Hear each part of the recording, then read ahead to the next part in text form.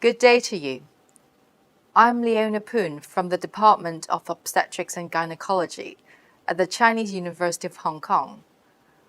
Welcome to our educational series on the various components of the first trimester preeclampsia screening program. In this short video, I will share with you the standardized protocol using the sagittal approach for the measurement of uterine artery pulsatility index, which is one of the most promising screening tests for preeclampsia, especially for early onset preeclampsia requiring preterm delivery. The observation of abnormal uteroplacental flow velocity waveforms as a result of persistent high impedance to flow in the uterine arteries constitutes indirect evidence of abnormal placentation. I will also share with you an alternative method using the transverse approach for the measurement of uterine artery pulsatility index. This alternative method can be used if you encounter difficulty with the sagittal approach, but I do not recommend using the transverse approach in replacement of the sagittal approach. For the measurement of uterine artery pulsatility index by transabdominal ultrasound, with the transducer being placed longitudinally over the suprapubic area, a sagittal section of the uterus is obtained, and the cervical canal and the internal cervical os are identified. Subsequently, fixing the transducer in the midline, slowly and gently tilt it to the side, and color flow mapping is used to identify each uterine artery along the side of the cervix and the uterus at the level of the internal os.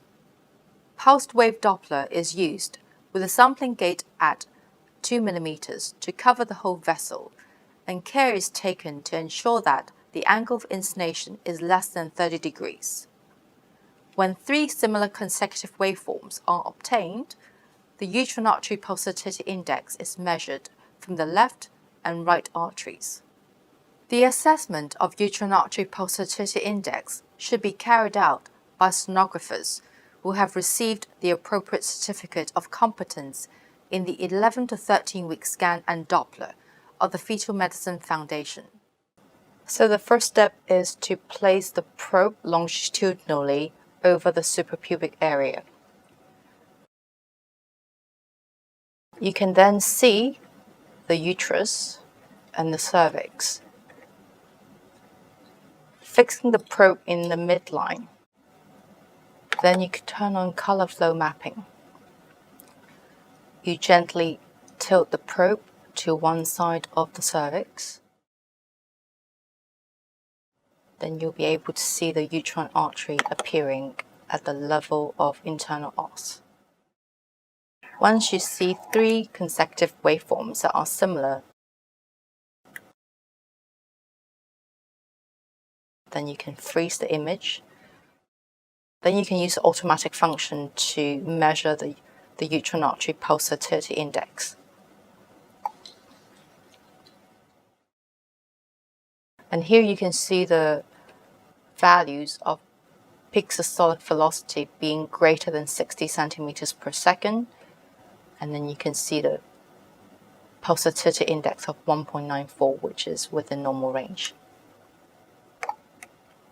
Once you have measured one side, you can go back to the midline of the cervix, turn on color flow mapping, then you gently tilt the probe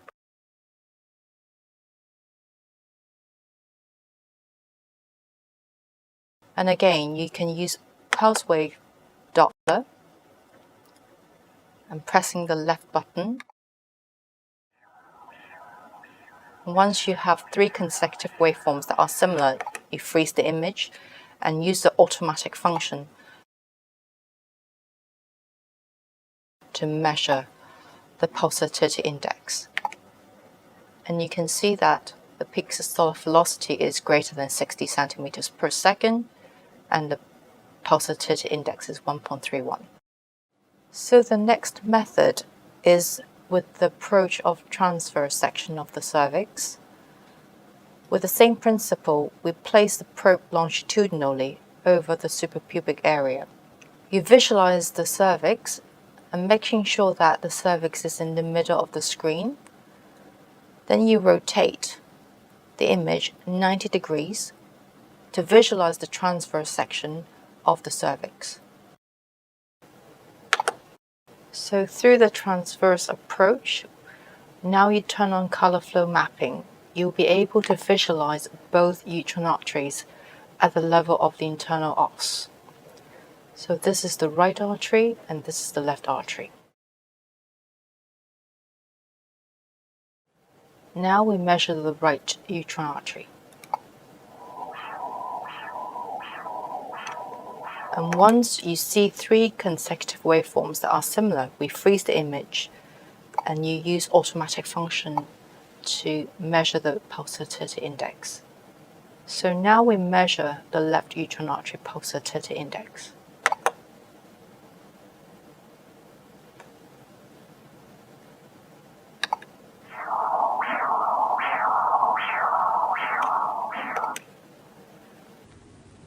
We use automatic function to measure the pulsatility index.